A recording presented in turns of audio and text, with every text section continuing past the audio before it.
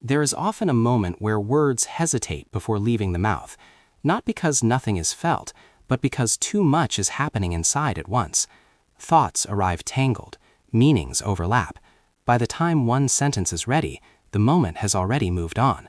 What remains is silence, not chosen, but default. People who struggle to communicate are rarely unaware of themselves. On the contrary, they tend to notice too much. Tone, timing, possible interpretations, what could be misunderstood, what might sound wrong.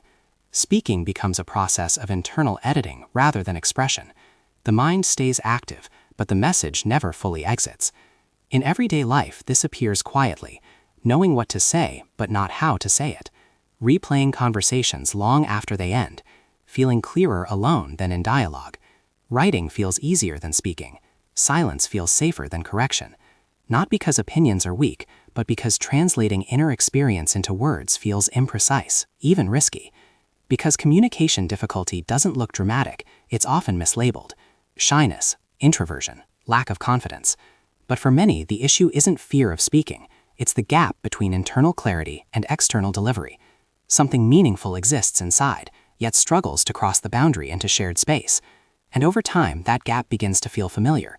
Expression is delayed. Silence fills in. Communication becomes effortful, not because there is nothing to say, but because saying it never feels quite right. This difficulty is often explained as restlessness or ambition, but those labels don't reach the core. Many people who struggle to relax are not driven by goals in the moment. They are driven by readiness. The mind stays prepared, available, slightly forward-leaning. Even in calm settings, there is an internal posture of just in case. Nothing is happening, yet something is being monitored. From a psychological perspective, relaxation requires a sense of safety in stopping. When the nervous system has learned that attention must remain active to prevent problems, rest feels like exposure. Letting go isn't neutral, it feels risky. Not because danger is present, but because vigilance has become familiar. The mind trusts engagement more than ease. Over time, this creates a subtle mismatch.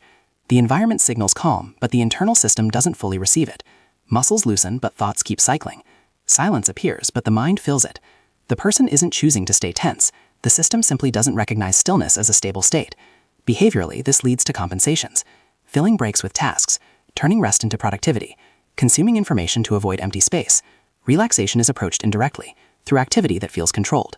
True rest, unstructured, unsupervised, remains elusive, not because it's undesired, but because it doesn't feel familiar enough to enter. There is a moment when this difficulty becomes most noticeable. It appears when there is finally nothing left to do. No task waiting, no obligation pressing. The day opens into free time, and instead of relief, a vague discomfort surfaces. The mind searches for something to engage with, a thought, a plan, a problem. Stillness feels incomplete, as if it's missing instructions. From a behavioral standpoint, this happens because the system was trained to associate movement with safety. Activity signals control, engagement signals usefulness. When those signals disappear, the nervous system doesn't settle, it scans. The absence of demand feels unfamiliar, not soothing. Relaxation isn't rejected consciously, it's bypassed automatically. Psychologically, this creates a pattern where rest is tolerated only in short intervals. Brief pauses feel acceptable, but extended calm triggers restlessness.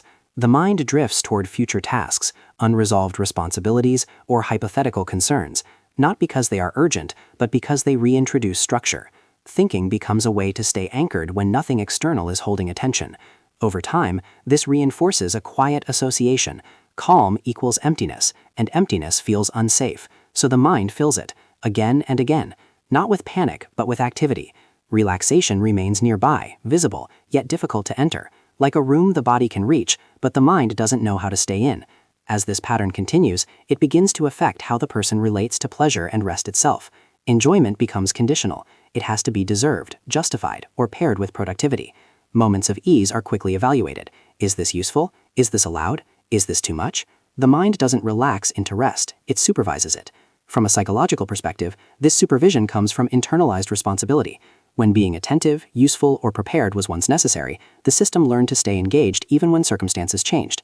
Relaxation starts to feel like loss of control rather than recovery.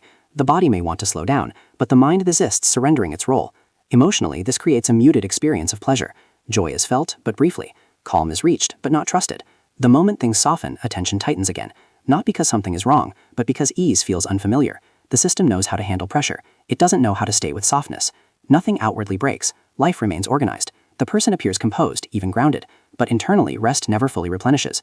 Energy is spent maintaining alertness instead of being restored. Over time, this leads to a quiet depletion.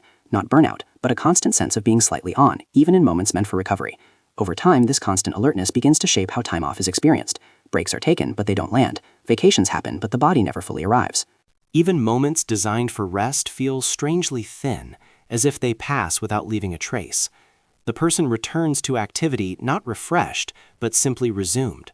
From a psychological standpoint, restoration requires more than stopping activity. It requires disengagement. When the mind remains subtly engaged, tracking, planning, anticipating, the nervous system never completes the cycle of recovery. Rest becomes a pause between efforts, not a reset. The system slows, but it doesn't reset. This often leads to a confusing experience. The person may wonder why they feel tired despite resting, why calm moments don't recharge the way they seem to for others. The answer isn't lack of rest, but lack of permission to fully drop vigilance. Energy isn't lost through overwork alone, but through constant readiness. Emotionally, this creates a quiet frustration, not directed at life, but at oneself. The desire to relax exists, yet the ability feels just out of reach. Rest feels like something observed from a distance rather than entered. And over time, this reinforces the belief that relaxation is difficult, rare, or incompatible with who they are. Perhaps the most important shift happens when difficulty relaxing is no longer seen as a personal flaw, but as a learned state. Struggling to rest isn't about weakness or lack of discipline. It reflects a system that adapted to stay ready for too long. At some point, alertness became the default. Calm stopped feeling neutral and started feeling unfamiliar. When this is recognized, relaxation takes on a different meaning. It's no longer something to achieve or optimize. It becomes something to relearn, not through effort, but through permission. Permission to stop scanning, to let moments remain unfinished, to allow silence without filling it immediately. Psychologically, ease doesn't arrive through control. It arrives when control is no longer required. The nervous system settles not because everything is resolved, but because it senses that nothing needs to be managed right now. This can feel unsettling at first. The absence of vigilance may register as emptiness, but emptiness is not danger, it's space. There is no instant transition here. The system doesn't switch from alert to relaxed on command. What changes first is awareness, noticing when the mind tightens during rest, when pleasure is supervised, when stillness is interrupted. These moments reveal how deeply readiness has been wired. It may be worth observing when relaxation feels hardest, what the mind expects to happen if attention drops. In many cases, the difficulty isn't in relaxing. It's in trusting that nothing will fall apart if alertness finally rests. Here, these patterns are observed calmly.